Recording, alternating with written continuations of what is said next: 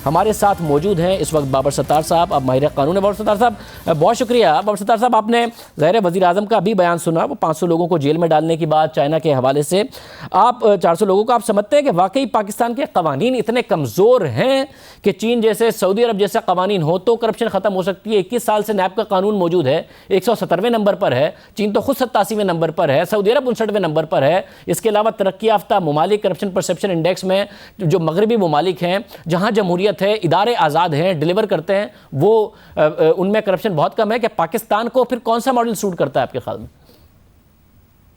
देखिए शाहजेब, जो कॉन्स्टिट्यूशन है, हमारा आइन और कानून उसके नीचे जो बने हुए हैं, वो भी एक रिलीजन की तरह हैं।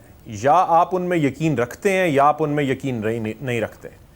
अगर आप उसमें यकीन रखते हैं तो फिर आपकी कमिटमेंट होगी और आपका फेथ होगा कि हमने इनके मुताबिक चलना है, तो बेहतरी आएगी। प्राइम मिनिस्टर हैं, उन्होंने एक हल्फ उठाया जब वो प्राइम मिनिस्टर बने, और उसमें था कि मैं प्रिजर्व, प्रोटेक्ट और डिफेंड करूंगा आईन पाकिस्तान को। अब आईन पाकिस्तान क्या है? आईन पाकिस्तान वो कॉम्पैक्ट है रियासत और सिटीज़न के दरमियान, जो रियासत के इख्तियारात को महदूद करता है। वो इंश्योर करता है कि कोई भी अपनी पावर को, क्योंकि स्टेट के पास बड़ी पुलिस पावर होती है, वो अपनी पावर को अब्यूज़ ना कर सके।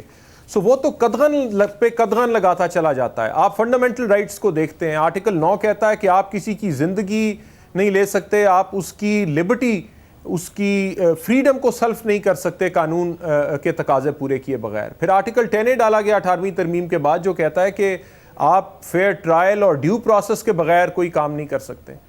अब इस कॉन्टेक्स्ट के अंदर जो तो समझ बूझ नहीं रखते लोग, जो तो आला ओहदे पे नहीं है, जिसका ड्यू प्रोसेस में फेथ नहीं है, जिसका लीगल प्रोसेस में फेथ नहीं है, वो तो ये बात कहे कि जी आप निकालें लोगों को और इन्हें चौकों के दरमियान खड़े करके फांसियां दें। वो तो चले, बात समझ आती है कि भाई समझ ही नहीं है।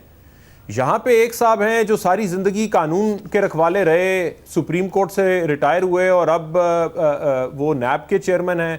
दूसरे साहब वो हैं जिनकी पार्टी का नाम तहरीक इंसाफ है, यानी आपने लोगों को इंसाफ देना है। ये इस नारे के साथ उन्होंने अपनी पार्टी बनाई, और वो ऐसे मुल्कों की मिसाल दे रहे हैं जहाँ पे, अब देख लीजिए, सऊदी अरब, चाइना हमारे दोस्त मुल्क हैं, उनके बारे में बुरा कहना भी अच्छी बात नहीं है, लेकिन कोई डेमोक्रेटिक मुल्क नहीं है, कोई रूल ऑफ लॉ की कहानी नहीं है। ये तो पुराना ज़माना था कि बादशाह होता था, अगर अच्छा होता था तो लोग उसकी तारीफ़ करते थे, लेकिन उसके पास ये इख्तियार होता था कि जिस मर्जी की गर्दन उतरवा दे।